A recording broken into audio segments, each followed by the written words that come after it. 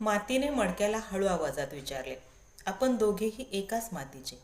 मग असं का की पाणी मला वाहून नेतं पण तुला नाही? उलट तू तर त्यालाच स्वतःमध्ये साठवून ठेवतोस. माझं अस्तित्व पाण्याने हरवतं आणि तुझं मात्र अधिक मजबूत होतं. असं का? मडकं शांत हसून म्हणालं, हो, आपण दोघेही एकाच मातीचे. पण मी सहजासहजी असे घडलेलो नाही.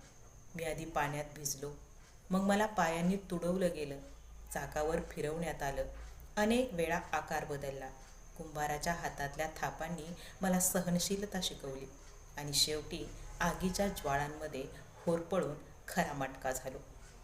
या प्रत्येक वेदनेने, प्रत्येक संघर्षाने मला मजबूती दिली, पाण्याला साठवण्याची ताकद दिली आणि स्वतःला टिकवून ठेवण्याचं सामर्थ्यही दिलं.